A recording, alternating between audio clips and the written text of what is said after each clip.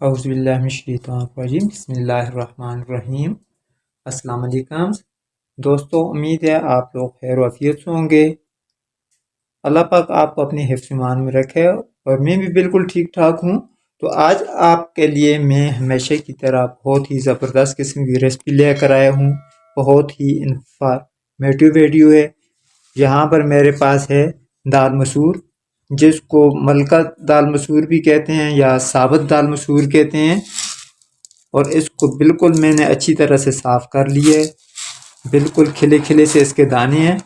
और दूसरी तरफ मेरे पास है दाल मूंग, और इसको भी अच्छे से साफ़ कर लिया है। तो इनकी हमने बनानी है निम्को। निम्को किस तरीके से बनानी है, इसमें क्या क्या चीज़ ऐड करनी है, कौन कौन से मसाले हम ऐड करेंगे, कौन कौन से स्पाइसेस इसमें जाएंगे, इसके लिए मैं आपको मुकम्मल वीडियो देखता हूँ। बगैर स्किप किए हुए मेरी वीडियो को मुकम्मल देखना है।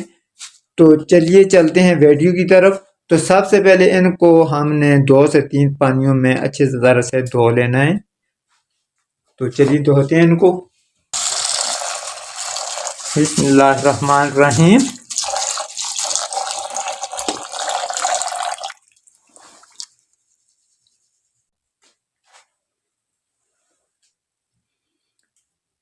इसको धोने के साथ साथ इसको छन्नी की मदद से छानना है, ताकि हमारी जो ये दाल है, दाल मसूर या दाल मूंग, ज़ाया ना होने पाए। जैसे ही धोना है तो इसको एहतियात से छन्नी की मदद से छान लेना है। इसको इंशाल्लाह 3 दफ़ा धोऊंगा और चौथी दफ़ा मैंने पानी डालकर इसको तकरीबन 4 से 6 घंटे के लिए छोड़ देना है। उसके बाद हमने इसकी निम्को बनानी है, इसको पकाना है। आगे चलकर बताऊंगा आपको किस किस तरीके से पकाना है, क्या क्या इसका प्रोसेस करना है। दाल मसूर को धोने के बाद अभी दाल मूंग जो है इसको धो लेना है, 3 दफ़ा इसको भी धोना है और इसको भी चौथी दफ़ा पानी डालकर 4 से 6 घंटे के लिए छोड़ देना है।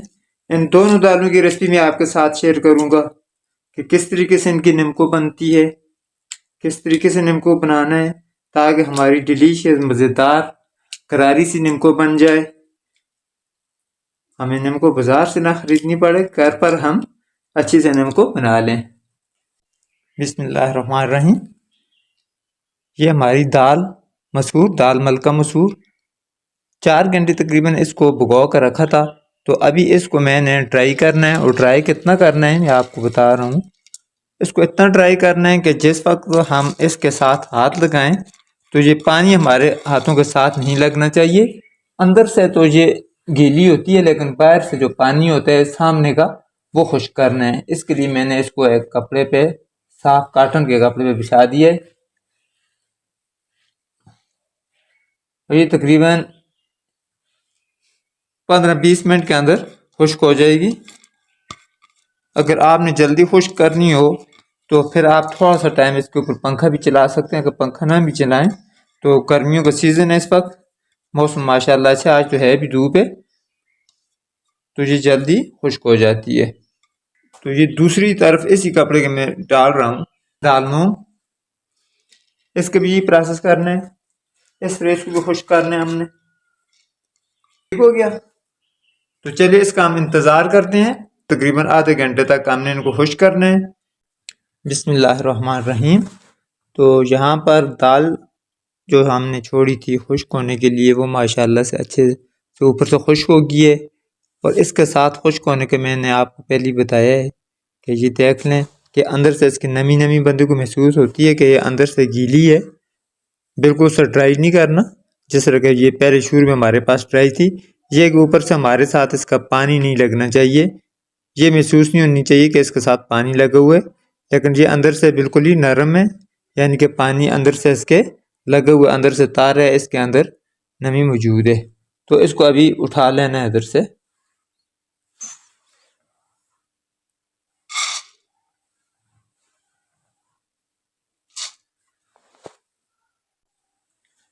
और ये दाल मूंग है, इसको भी इधर से उठा लेते हैं। ये भी हमारी तैयार हो गई है। ये तकरीबन मैंने यहाँ पर छोड़ा था, 1.5 घंटा इसका लग गया मेरा। दाल, ये जो दाल हमारी मूंगी की है इसने ज़्यादा टाइम लिया है। दाल मसूर तो जल्दी खुश्क हो गई थी, लेकिन जो ये दाल मूंग है इसने ज़्यादा टाइम ले लिए। बिस्मिल्लाहिर्रहमानिर्रहीम। आयल मैंने ये देगची में रखा है। आपने मिस्त्री आयल को गरम गरम करना है। जिस वक्त आयल अच्छे से गरम हो जाए उसके बाद आपने फ्लेम को बिल्कुल हल्का कर देना है। मैंने भी फ्लेम को बिल्कुल हल्का कर दिया है, धीमी आंच कर दी है, दम वाली आंच कर दी है। तो साथ ही आपने अपने आप की सेफ्टी करनी है।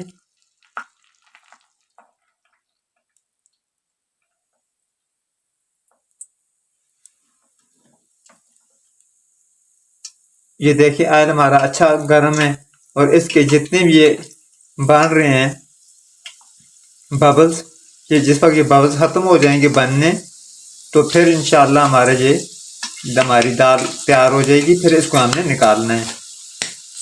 ये देखें ये बबल्स बन रहे हैं, आयल हमारा उछल रहा है, इसलिए आपने हाथ की सेफ्टी करनी है। मैंने भी हाथ पर ग्लव्स लगाए हुए चमड़े वाला।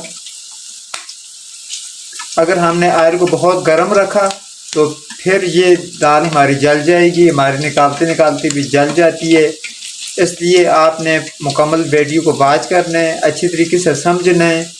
अगर आप मुकम्मल तौर पर नहीं समझे तो फिर आपने ये तजर्बा नहीं करना, ताकि आपसे ये दाल जल जाएगी।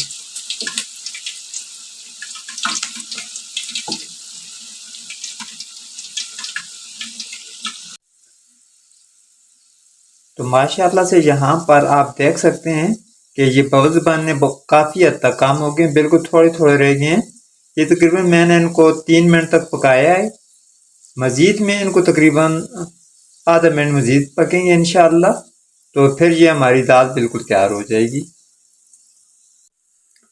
तो माशाल्लाह से जहाँ पर हमारे बबल्स बनने बिल्कुल ख़त्म हो गए हैं तो अभी इसको निकाल लेना है और अच्छे से इसका जो आयल है स्टैंडर की मदद से, छन्नी की मदद से निकाल देना है।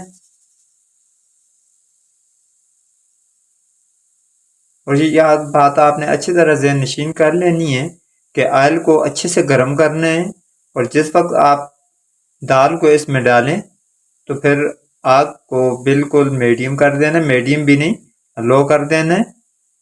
और इसको पकाने में जल्दी नहीं करनी, 3 से 4 मिनट तक इनको पकाना है, हाथों को महफूज करना है।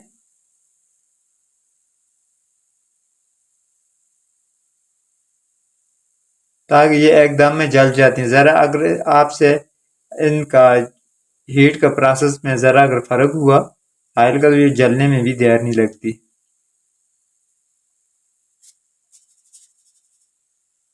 इसी तरीके से अब हमने दाल मूंग को पकाना है।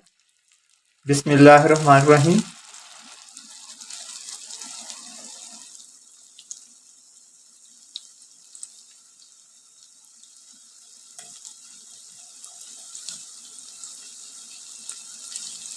ये मैंने इसको अभी आयल में बिल्कुल नीचे नहीं किया, ताकि बहुत ज़्यादा पटाखे पे जाती है और उछलती है, उसे मुंह पे लगने का खतरा होता है।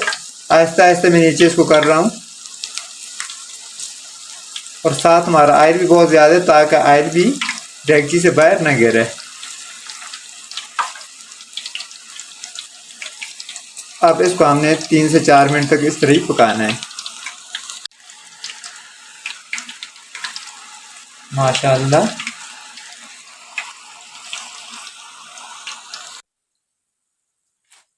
माशाअल्लाह, ये देखें यहाँ पर भी हमारे जो बबल्स बन रहे थे वो ख़त्म हो गए हैं। तो ये हमारी दाल बिल्कुल तैयार हो गई, ये आप देख सकते हैं। माशाअल्लाह कितनी ज़बरदस्त, मामूली से इसका रंग तब्दील हुआ है, मामूली बिल्कुल, ज़्यादा इसका रंग तब्दील भी नहीं होना चाहिए। अगर इसके ज़्यादा रंग तब्दील हो गया जिस वक्त हम इसको उतारेंगे, इसका कुकिंग प्रोसेस जारी होता है, तब तक भी ये जल जाती है। इस बात का खास ख्याल रखना है कि इसका रंग तब्दील नहीं होना चाहिए, रंग अपनी जगह पे बरकरार रहना चाहिए। इस तरीके से हमने तमाम जो हमारे पास दाल मूंग है इसी तरीके से हमने इसको पका लेना है। ये जो बकिया हमारे पास दाल मूंग रहती है उसकी मैं पका लेता हूँ इसी तरीके से।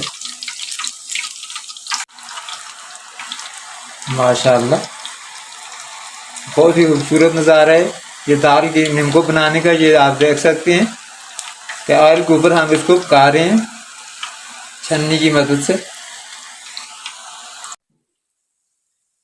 माशाल्लाह से ये भी तैयार हो गई है।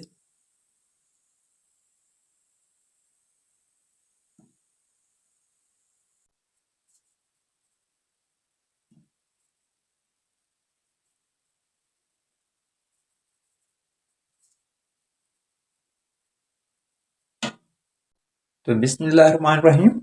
तो अभी इसमें हमने डालनी कौन कौन सी चीज़ है, तो उसके लिए मैं आपको बताता हूँ कि इसमें 1/4 टीस्पून काला नमक शामिल कर दिया,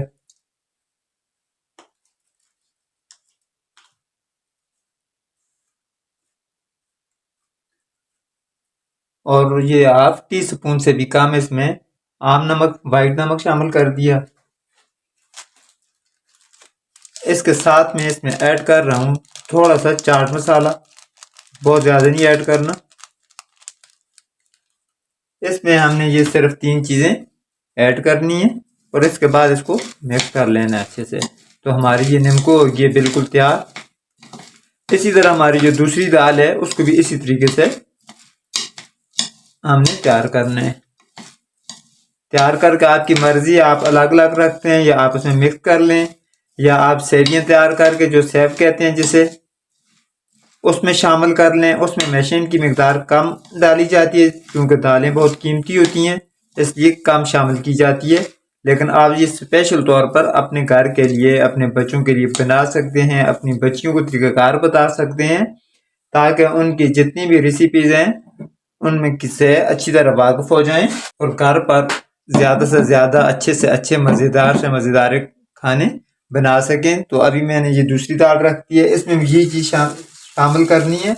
और जिस वक्त आप इसको खाने लगें तो इसमें आप शामिल कर सकते हैं लीमू, लेकिन लीमू को ऐसे शामिल करके रखना नहीं है। जिस वक्त आपने जो इस्तेमाल में लानी हो उस वक्त तो शामिल कर दें, तो उससे आपका टेस्ट, आपका जायका बहुत ही अच्छा बन जाएगा। ये दोनों नींबू हमारी हो गई तैयार। तो व्यूअर इंशाअल्लाह उम्मीद है मुझे अल्लाह के फजल व करम से आपको मेरी ये दोनों नींबुओं की रेसिपीज़ बहुत ही ज़्यादा पसंद आई होगी, क्योंकि इन्फॉर्मेटिव वीडियो है, आप लोगों के लिए बहुत ही फ़ायदेमंद भी है। तो मेरी वीडियो को लाइक कर दें, नए आने वाले मेरे दोस्त मेरे चैनल को सब्सक्राइब कर दें, मेरी वीडियो को ज़्यादा से ज़्यादा शेयर करें। मुझे दुआओं में याद रखिएगा। मुझे दीजिए इजाज़त, आइंदा वीडियो तक के लिए अल्लाह हाफिज़।